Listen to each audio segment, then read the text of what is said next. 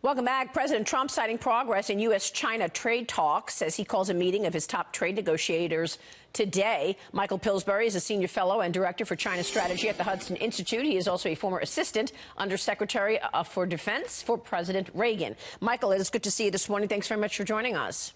Thank you, Maria. So my sources tell me that the state of play is exactly where it was. The Chinese will not admit to the cyber intrusions. They will not admit to stealing intellectual property, but they are willing to buy more soybeans from the United States. Do you think we'll get a deal? Well, as you know very well, Maria, there can be a cosmetic deal. What's been discussed the last couple of days is there's apparently in the White House statement, there's an effort to move toward a memorandum of understanding. The Chinese statement about the talks last week say the same thing.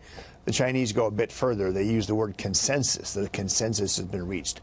This could be very bad news because it could mean the Chinese are going to get away with a kind of agreement in principle to be better citizens of the world, but no enforcement, no monitoring, no punishment, and they could still play for time and try to keep the tariffs low or off entirely over the coming couple of years and hope for a new president. This has been what Vice President Pence warned about back in October, that China does not want Trump to continue as president for a second term because he's been so tough on China. This is part of his campaign promise.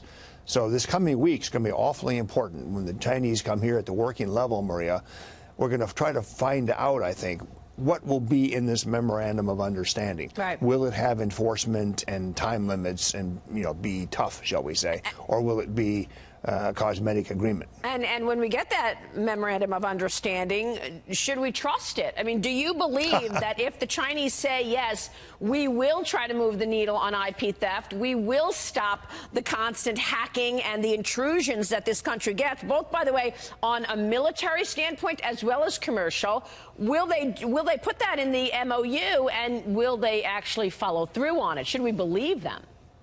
Well, I think I can answer your question most tactfully by describing a couple of meetings I had over in Beijing, where I showed them Chinese translations of our government's two biggest complaints. That's the Peter Navarro study on 50 techniques China uses for what Peter calls economic aggression. Even bigger study is Bob Lighthizer long list of Chinese misconduct. It's over 1,000 footnotes. The Chinese told me in some very, very long, painful sessions, this is all false. They never do any of this. The government of China never condones this. And therefore, they can't really negotiate about it or put it in a memorandum of understanding because they're innocent. So in metaphorical terms, Maria, we're dealing with someone who some claim is a bank robber, and the bank robber is saying, no, I didn't do it. I was nowhere near at the time.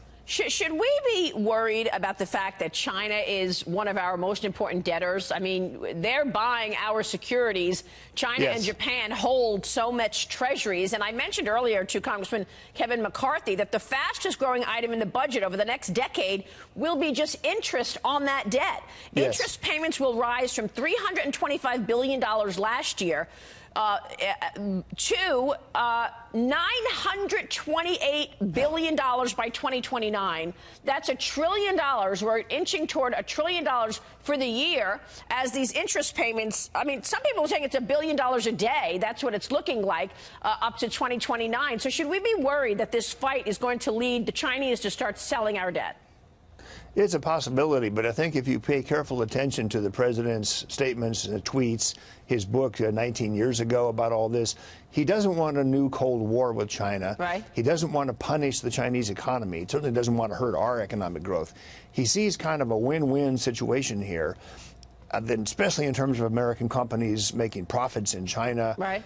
Are saving our technology supremacy. That's extremely important, Maria. Are not letting China become the #1 power in the world through our complacency. Right. So he's got a lot of goals to balance, but the fear of China selling our treasuries, I think, is exaggerated. Yeah, okay. They really have no place else to put their money. Well, that's exactly right. That's what the Chinese have said. We deem this as a safe investment. We don't have anywhere else to put it. Let me ask you this. I think they're telling the truth in that case, yes. The first $50 billion in terms of tariffs was on Chinese high-tech stuff, the areas where China wants to be #1 on. That was 25% in tariffs. The next $200 billion is expected to start at 10%, but it could go up to 25%. Do Do you Yes. believe the president will delay the tariffs come this March 1st deadline or not?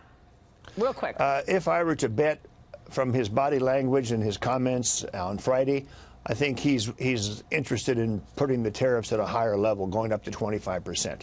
He's essentially giving the Chinese one last chance next week and then perhaps a short extension. He's giving them one last chance.